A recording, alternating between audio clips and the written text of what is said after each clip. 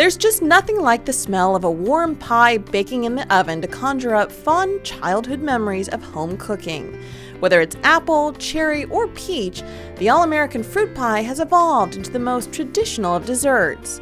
The average American now eats 6 slices of pie a year, and these days, what says good old-fashioned fun more than a pie just like Mom used to make? But how do you make fresh fruit pies that are just a little bit better than the ones that Mom makes? Well, one way is to grow your own fruit. Let's see. How about this one?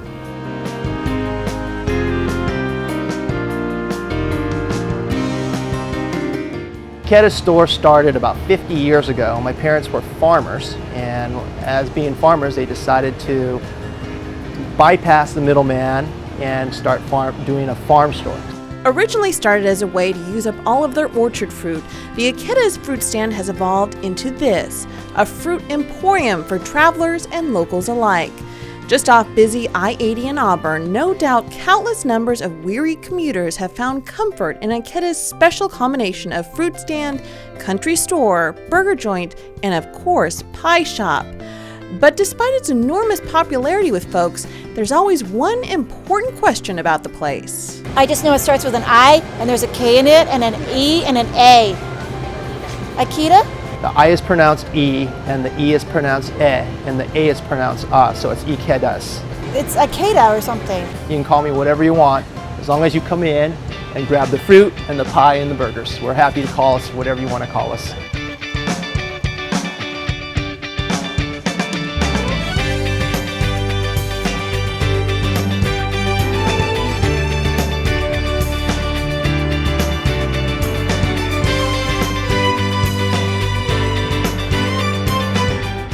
One thing customers have no problem pronouncing is their order for their favorite pie.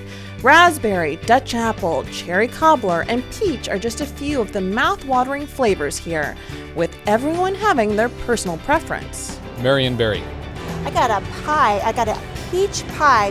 We got peach pie here. So if you watch these guys filling the pies, I always tell them, put more in, not take less out. It's typical of making sure that all my customers are getting plenty of fruit in their pies. And it's that especially luscious, candy-like sweet fruit that is the cornerstone of this pie-making success story. Glenn still operates the same farm his parents did nearly a half-century earlier, making it one of the oldest and largest in the predominantly urban area of Placer County. And they still depend on fruit that, like the land they farm, is reminiscent of a bygone era. You probably won't see these type of peaches and this fruit in the other stores like the chains, is because the chains the fruit needs to be firmer, they need to be bigger, they need to be colorful. For us, it's all a matter of juicy, super sweet, and super flavorful. The look is second.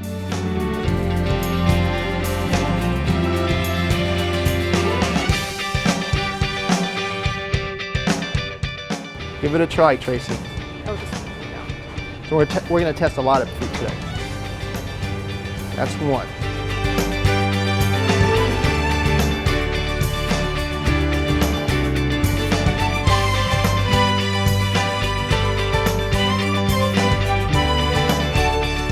Just like the heirloom fruit the Ikeda's family grows, fruit pies are nothing new under the sun. The first pies go back as far as the year 1303, when they were filled with meat and born of necessity to feed large crowds of people without much expense. Needless to say, it's a far cry from what we now know today as a favorite treat after dinner, which is exactly what has kept one California legend in business for more than 4 decades.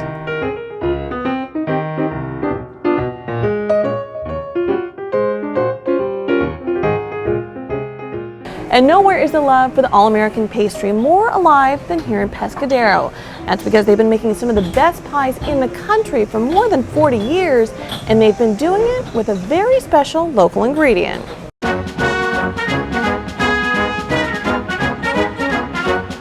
Voted an American classic by the James Beard Foundation, Duarte's Tavern is located in the tiny town of Pescadero. It's a place that has been satisfying locals and visitors since 1894. And today, it's the 4th generation clan that is serving up home-cooked style meals to about 13,000 customers a month. but all is a far cry from what the place started out as. My grandfather, Duarte, was in San Francisco as a barber, and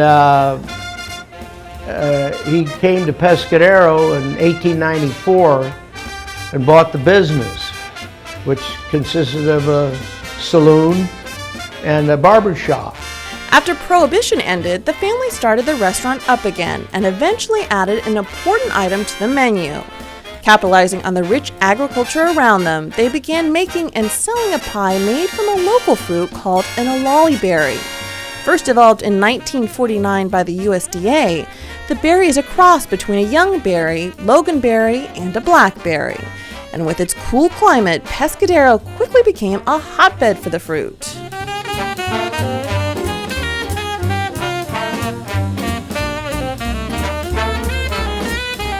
The olallieberry was bred for the coastal climate, not so much for the coolness, but for the fog. The fog would rot the average berry. These here berries are supposed to be black. While it's still a relatively small crop, the olallieberry is a big hit among visitors to the Phipps Ranch. In addition to delighting the young and old, the farm also supplies Duarte with most of their berries used in their famous pies. The partnership between the farm and the restaurant has reached unparalleled heights in recent years, as the olallieberry pie has received national acclaim. Life magazine recently named it one of the best in the country, proving that no matter how you serve it, eat it, or what you put in it, fresh fruit pies are a true slice of American culinary history.